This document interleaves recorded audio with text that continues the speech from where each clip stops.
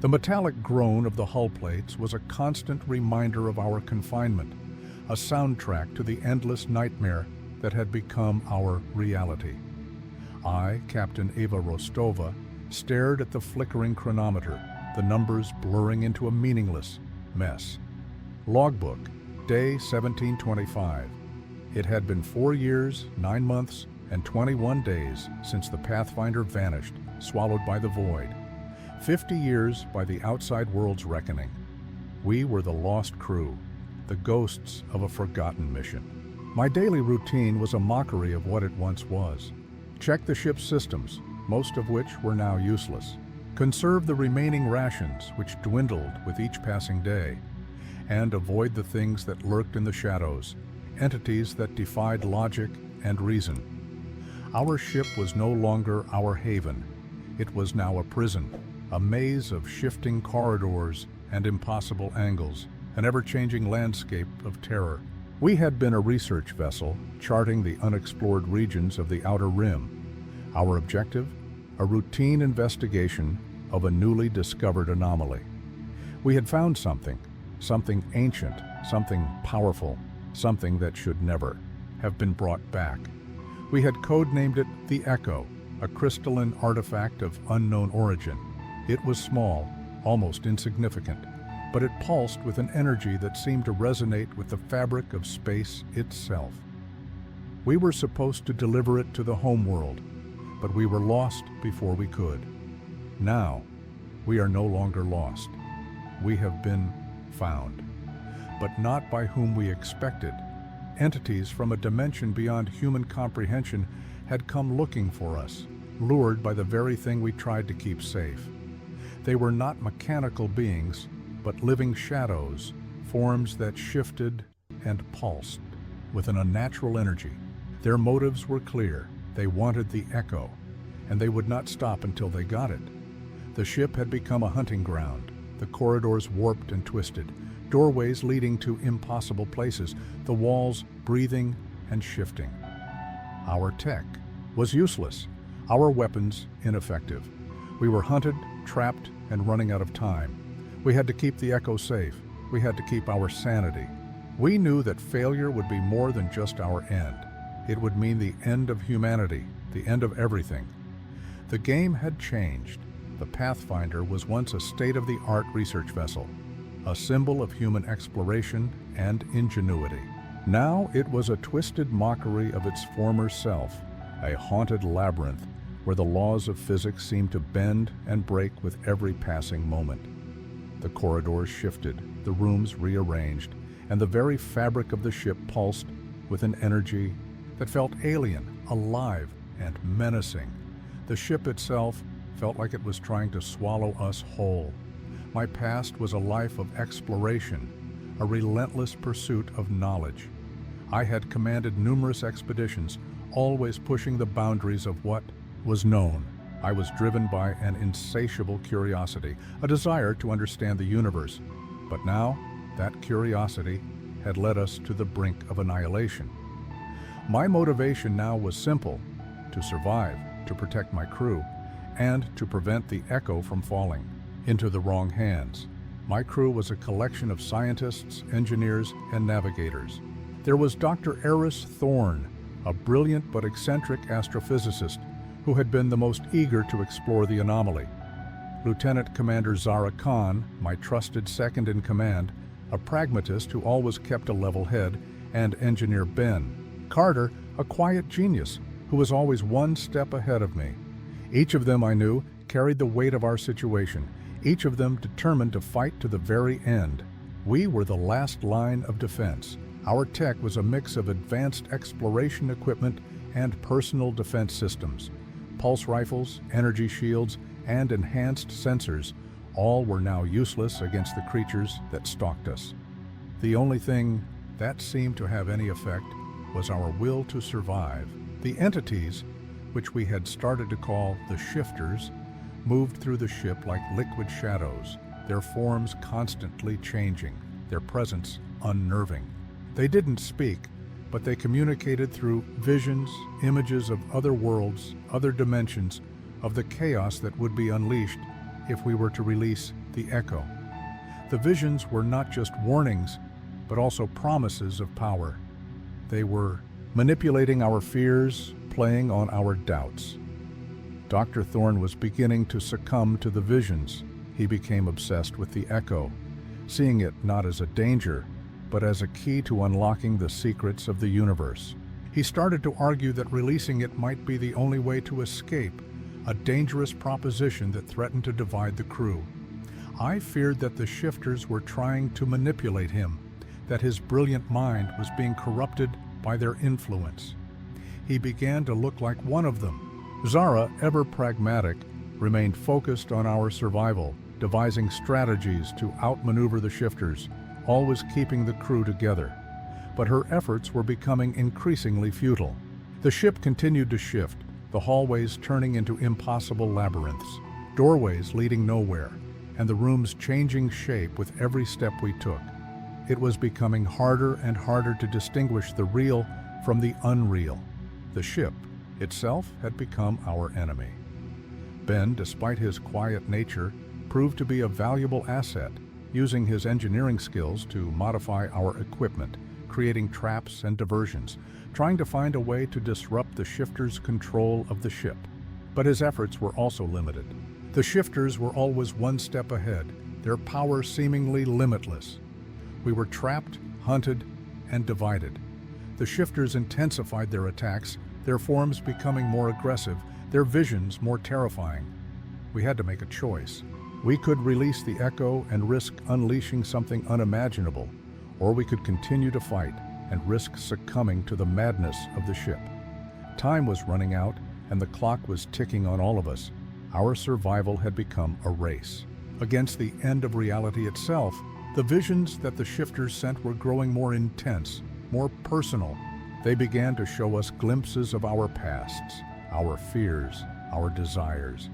They were not just trying to manipulate us with terror, but also with temptation, with the promise of power, of knowledge, of salvation. The line between reality and illusion was becoming increasingly blurred. Dr. Thorne, completely consumed by the visions, began to act erratically. He claimed that he had found a way to control the echo, that he had communicated with the beings on the other side. He started to modify his equipment, creating a device that he claimed would open a portal, a way to finally escape the ship, and maybe in the process use the power of the echo for his own benefit. He was no longer Dr. Thorne. He was something else. Zara, despite her pragmatic nature, was also beginning to feel the effects of the visions, her unwavering determination wavering, her calm exterior cracking under the weight of the endless terror. She started to doubt my leadership, questioning the choices we had made, even the ones that had led us to the anomaly itself. She was also starting to have her own visions, glimpses of a world where the human race had fallen, a dark future where the shifters were the only rulers of our reality. Ben, ever the quiet observer, seemed to be the only one who had managed to resist the visions, his focus unwavering, his determination unyielding. But even he had his doubts, a fear that he was starting to lose the connection with the reality that they were in. He started to experiment with the alien tech, trying to find a way to use it against the shifters, but his efforts were dangerous and unpredictable. The ship was pushing us all to our limits. The pressure was mounting, and it was only a matter of time before everything broke. The ties of the crew were being tested as never before. One night, as we were all scattered throughout the ship trying to avoid the shifters, I found a hidden chamber, a room that was not recorded in the ship's blueprints. Inside, I discovered a series of logs, recordings made by the original crew of the Pathfinder before its disappearance. They were not a research team, but rather a salvage crew tasked with retrieving something from a derelict vessel located near the anomaly, something that was called a gate stone. They spoke of the gate stone with fear, as if it was a key to a dimension that should not be opened. The logs revealed that the echo was not the primary objective, but a byproduct, a protective measure for the gate stone. The echo was not meant to be delivered to the homeworld, but rather hidden and destroyed at the first opportunity. The shifters were not after the echo, but after the gate stone, an artifact of unimaginable power that was capable of opening portals to other realities. This meant that we had been carrying something far more dangerous than what we had thought. The mission had been a lie, the truth hidden from us. The logs also mentioned that the shifters were not just attracted to the gate stone, but also to the emotions of those who carried it. They were feeding on the fear, the doubt, and the despair that we felt, using our emotions as a way to destabilize the ship and gain access to the gate stone. The real threat was not the shifters, but the artifact, the power that we had been carrying for all of these years. I knew that I had to make a decision that would change everything. This was the real reason they were after us. We were just a stepping stone. The revelation about the gate stone had a profound impact on me. The mission was not what it had seemed. It had been a trap, and we had been the bait. My initial fear turned into a fierce determination to stop the shifters, not just for the sake of my crew, but for the sake of all realities that could be destroyed by that power. I knew that I had to destroy the gate stone, even if it meant sacrificing myself in the process. I tried to tell Zara and Ben about my discovery, but they were both lost in their own visions, Zara starting to lose hope, and Ben moving further towards the darkness. Dr. Thorne, however, was beyond reasoning, his eyes gleaming with an unnatural light, his actions unpredictable. He was now a puppet of the shifters, and it was my turn to stop him. I gathered what little resources we had left and devised a desperate plan to destroy the gate stone. It was a dangerous gamble, one that could lead to our complete annihilation. But I knew that we could not keep it from the shifters. It was now or never. The fight had become personal.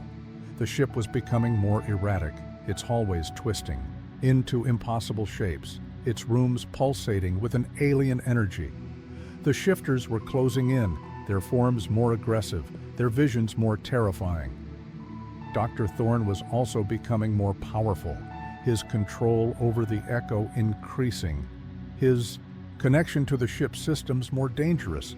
It was time to act. I used my knowledge of the ship to create a path, a route that led directly to the core of the ship where the gate stone was being kept. I modified the ship's comm system, using a frequency that was resistant to the shifter's control, trying to connect with Zara and Ben to give them one last opportunity to fight. The messages were risky, as I knew the shifters could intercept them, but it was the only chance I had. The risk was worth taking.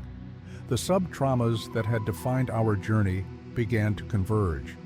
The mystery surrounding the original mission, the true nature of the gate stone, the power of the echo.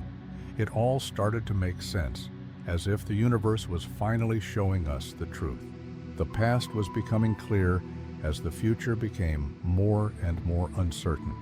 I managed to get Zara and Ben back to some semblance of awareness, as the messages that I had sent through the ship's systems had finally reached them. They were both still struggling with the visions, but they were now willing to fight by my side, to face the shifters, and to destroy the gate stone. We were no longer isolated. We were a crew again.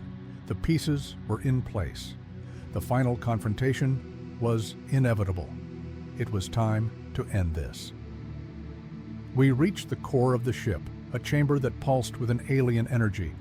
Dr. Thorne stood before us, his eyes glowing with an unnatural light, the echo floating around him, its energy distorting the very fabric of reality.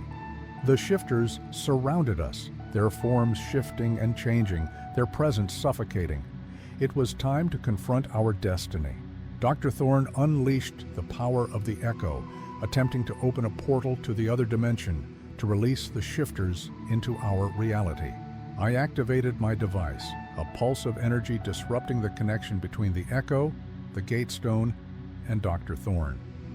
Zara and Ben, their minds still clouded, fought against the shifters, creating a distraction for me to reach the gate stone. I lunged forward, ignoring the visions, the fears, and the doubts. My only focus was to destroy the gate stone. I smashed the artifact, releasing a burst of energy that shook the entire ship. The shifters screamed, their forms dissolving into nothingness. The echo faded away, and the ship went silent. The fight was over, but the consequences were still unknown. I was exhausted, both physically and emotionally, and there was silence. For the first time in a long time, there was silence. The ship was silent, its corridors no longer shifting, its rooms finally returning to their original forms. The shifters were gone, and the echo and the gate stone had been destroyed. Dr. Thorne was nowhere to be seen, his fate unknown. Zara and Ben, though shaken, had survived, their minds slowly returning to normal. We were exhausted, but we were alive. The immediate threat was over, but the scars of what we had experienced would remain with us forever. We managed to restore the ship's comms and send a distress signal. Rescue came, but we were no longer the same crew that had disappeared 5 decades ago. I often find myself looking at the stars, wondering about the other realities that lurk beyond our own, the threats that we are yet to encounter. We had survived, but we had also seen the darkness, and we knew that the universe is a vast and dangerous place. We would never be truly safe again. We had won, but the victory felt hollow. This is our story, a record of our fight against the impossible. Have you ever felt like you were trapped in a nightmare? Have you ever wondered about the other realities that could be out there? Share your thoughts, your fears, and your interpretations. And if you're brave enough to face the unknown, click here to see my next video, where I'll explore another forgotten ship with even more terrifying secrets.